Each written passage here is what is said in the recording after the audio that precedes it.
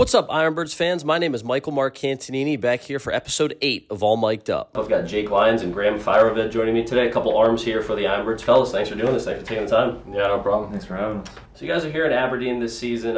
Graham, this is your first year with the IronBirds. Jake, you've been here before. But you guys are from different areas of the country. Graham, you're from Virginia. Jake, you're from Texas. So Jake, let me start with you on this one. You're from the Dallas area. So I mean, is that big Rangers country down there? You're a Rangers fan growing up, baseball-wise? Oh yeah, definitely Rangers. I was also I was a Red Sox fan as well too. Okay. So one big trip that we did as a family is we went to Fenway Park, and it was a really good experience. I think I remember Big Papi was down there, and being a little kid I was screaming his name, and he actually pointed up to us. So I think that was just like a big moment, just to like have a lot of fun and watch some baseball. And honestly, yeah, I'd say that. Where you're from in Virginia Beach, there's no big league teams right there. So what was your squad growing up? I mean, honestly, Norfolk Tides. Always growing up, like, we went to a lot of those games, but I mean, a lot of people in the area like the Nationals and the Orioles, so it's kind of the two teams I followed growing up.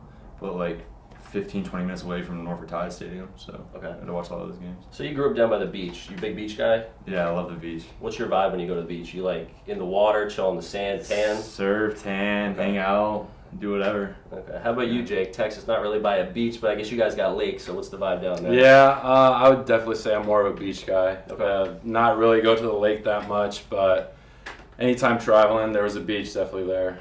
Okay, I like that. See, I'm a huge beach guy. Any chance, so when I'm not at a baseball field, I'm trying to be at a beach. So let me ask you guys about your family. So I know you guys both have a brother, but tell me about, brother, parents, growing up and all that. We'll start with you, Graham.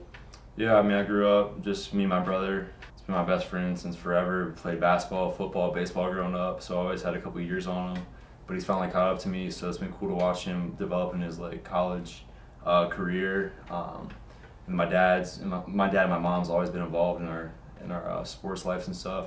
My dad loves being around baseball guys. He actually, when he was at Greensboro, hung out with the team one night after a game, which was pretty fun. So he's super immersed in me and my brother's careers, and then my mom's along for the ride as well. Okay, that's awesome, man. How about you, Jake? Kind of the same thing. I got an older brother.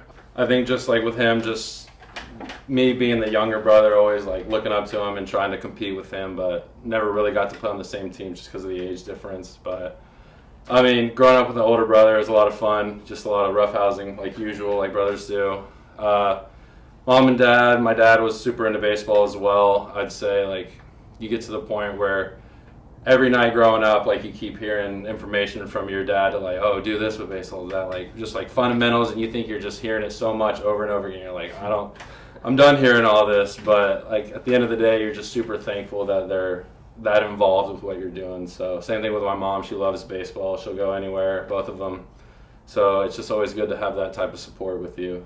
So Graham, you and your brother were in college together for a year at Virginia Tech. How cool is it to be able to play D1 baseball with your brother? That was really cool. That I mean, my dad always dreamed of that, so it was cool to make that kind of come true. So I mean, I wouldn't trade anything for the world for that experience. It was awesome. And Jake, for you and your brother, I know you didn't get a chance to play on the same teams really growing up, or really ever, because of the age difference. But what about just getting work in on the side, practicing throughout your baseball career? Yeah, no, definitely. He was such a baseball guy too. So we didn't. It's kind of funny. We never played for the same team, but growing up, he would play for a certain travel ball team, and then once I got of age, I'd go to that team. So I was always looked at as the younger brother of whenever we're just growing up playing. But yeah, it's a lot of fun. A lot of competition. I think every day we were out there as kids playing wiffle ball, baseball with my cousin. My grandparents actually lived next door to me, so my cousin was there too. So I think every day after school we'd go and play wiffle ball, baseball every single day. And I think just having that bond and just being able to basically get reps, I would say, and having fun doing it, just kind of teaches you things. And it was just a lot of fun, and able to have that with you is just, you can't put a price on it. And nothing better than the backyard wiffle ball games. That's awesome stuff. So before you guys got into pro ball, Jake, you of course finished at Oklahoma State. Graham, you were at Virginia Tech, but you guys went the JUCO route before that. So how did playing junior college baseball help you guys get to a D1 and then get that visibility and exposure and then get into pro ball? Yeah, going to junior college, it was I was actually at D1 before I went to junior college, so I wanted to go to a better place, and I couldn't transfer D1 to D1 without spending a year, so I was like, there's no way I'm doing that. But going to junior college, it made me realize how hard you have to work to get back into D1 baseball. No one's just going to hand you a scholarship. So just going through that process and realizing like, doing all the field work, doing all the lifts, doing all the stuff you didn't want to do at junior college really pays off to actually make it back to D1. Like, it makes it all so worth it. How about you, Jake? Yeah, kind of on the same things what he was saying. It's just with junior college baseball, it's obviously like a different environment. I would say you're closer with your group of guys just because of like the adversity that you have to go through, and wouldn't say so much like the lack of stuff obviously like D1 you have like a lot of stuff, but whenever it comes to junior college, like it's basically just you and your guys there. So that like the grittiness of baseball and just working every single day, it just builds that basically the man inside of you, I would say. And then just going from there to D1, it's a different jump, but I mean at the end of the day, like all competition's always going to be there no matter what level you're at. So let's talk about that D1 life. Now, I went to Penn State, huge sports school, massive football school. I mean, the environment's insane on a home football weekend. So I got to know what a home football weekend is like at the schools you guys went to. Jake, how about at Oklahoma State? I mean, it was crazy. I mean, I think just the atmosphere and just being able to get out there and watch a couple football games, and thankfully, like sometimes, like the baseball team would be introduced like on the field and stuff like that. So just being on the ground level of a football game, it's nothing compared to like you've ever seen in baseball. Whether it's a super packed stand in baseball, it just doesn't compare from the size. But it's a lot of fun. Football games were definitely a highlight of the season to go, or of the year to go see. So what's the vibe at Virginia Tech for a football weekend? It was a really good time. I mean, just the anticipation all day, and then finally get like doing the tailgate and all that stuff, and then walking in and watching the football team walk onto the field, and then Enter Sandman comes on. It's a bone-chilling experience. I will say though, the overall just watching our football team was pretty. It was tough. We weren't very good. Didn't win a lot of games when I was there. Still a fun experience either way. But all right, so we got to get back into a little baseball here. So got a ball for each of you here. Let's go. I've been meaning to do this all year. Grab a couple pitchers. So I want to see the way you throw your certain pitches. So Jake, you got 5 pitches. Graham, you got 4. If I'm remembering right, you just got fastball, curveball, slider, change, and Jake, you got a splitter. Am I right with that? Yeah. All right. So we got my guy Nate here. He's going to zoom in on some on the baseballs here, so you can show us some pitch grip. So let's go slider first. Let's see how you guys throw the slider. Because I mean, for a lot of this, I mean, similar grips, but not everybody grips it the exact same way. So we'll take a look at that right there. Okay, so that's the slider. All right, how about curveball? So similar pitches, but I mean, a lot of guys have a curveball that may break like a slider. Right. Some guys may have a slider that breaks like a curve. You just never know. Yeah. So I mean, so Jake, you got the finger up. Spiking it, yeah. Okay, so you're throwing almost like it's almost like a knuckle curve. Yeah. In a way. Yeah, it's just kind of that focus point of like throwing like a curveball. It's just like you're throwing it off one finger more than just like 2. So you're really emphasizing like getting over the top of it. Okay. All right. How about changeup? Not so much a changeup anymore, but I'll show what I try to throw. Yeah. So you guys are pretty similar with that. So it's almost like you got the circle change kind of action in that. Yeah. And then Jake, let's go with your splitter. Let's see what you got for that. When did you develop that pitch? Splitter. Not a lot of guys are throwing a splitter. Yeah, I mean, honestly, I've been throwing like different variations of a splitter since I was 13, and so I think it just comes to trial and error every single year. If it's not working, try something new. If it is, stick with it until it's not working, and then try something else. So I think this is the one I've shown the most success with in pro ball. So this is what I've been working with. All right, Graham, for you, off-speed pitch-wise, curveball, slider, and then the change. What was the first one you developed as a pitcher? They're actually all new pitches as of this year. I kind of banged my college arsenal. So, I mean, I've learned that, like, split grip slider in spring training. And then I've been messing around with a couple different curveballs this year. Like, I was spiking it like Jake did.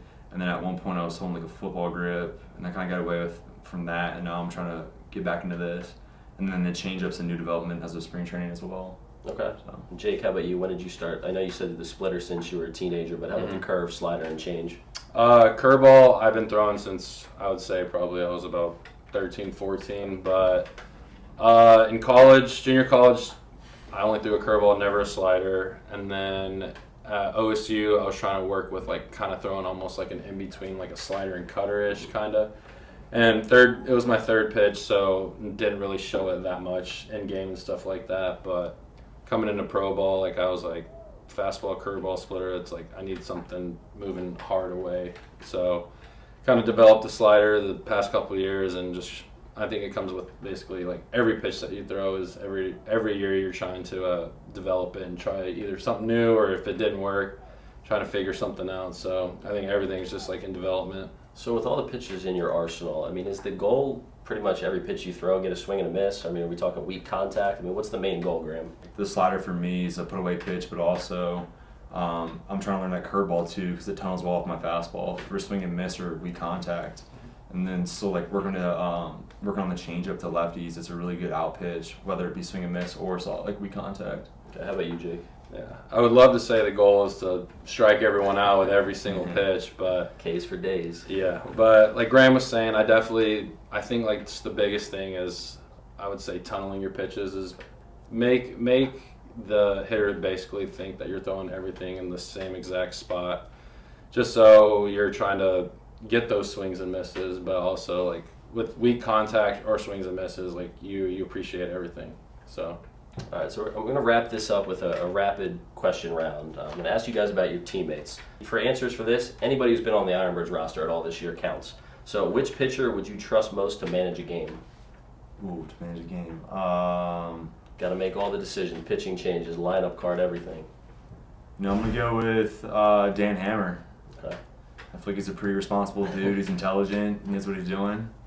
Hammer time for manager. All right, how about you, Jake? I'm going to go Dylan Hyde on this one. I'm going to say he's crazy, sporadic, so sometimes it's good to stay away from that hard-nosed type of coach and just go with someone that's just going to throw something out there and throw some curveballs left and right and just see how it goes. All right, Jake, I'll go to you with question number 2. Which teammate would be most likely to win a round on Jeopardy? You got anybody really book smart in that clubhouse?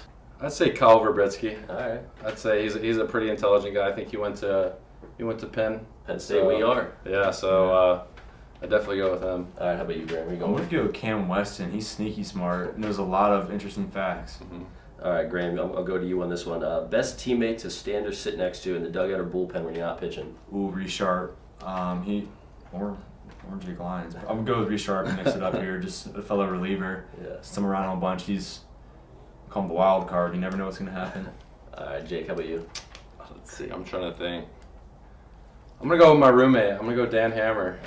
All right. He's got one-liners that are just killer. All right, Jake, which teammate asks the most questions? Doesn't matter what scenario. Who asks the most questions? Dylan Hyde. Easily. Dylan Hyde, for sure. All right. Unanimous there. Yeah. All right, Graham, let's wrap this one up. We'll go to you first. Most reliable teammate. So a guy who's always on time, consistent with everything. Go Daniel Lloyd. He's consistent in a lot of the stuff he does. Okay, Jake, I was going to say Daniel Lloyd, yeah. All right, I like it. Variety of answers there to wrap up episode 8 of All Mic'd Up. Well, he's Jake Lyons, he's Graham Firoved, I'm Michael Marcantonini. Guys, thanks for taking the time. Thank you. No problem. Appreciate Thanks for it. having us. Yeah, absolutely. That's a wrap for episode 8. See what Firoved comes with on the payoff pitch. Here it is, swing and a miss, fastball up top, and Graham got him. Here's the 1-2 pitch. On the outside corner, a called strike 3. Fire me up, Jake Lyons.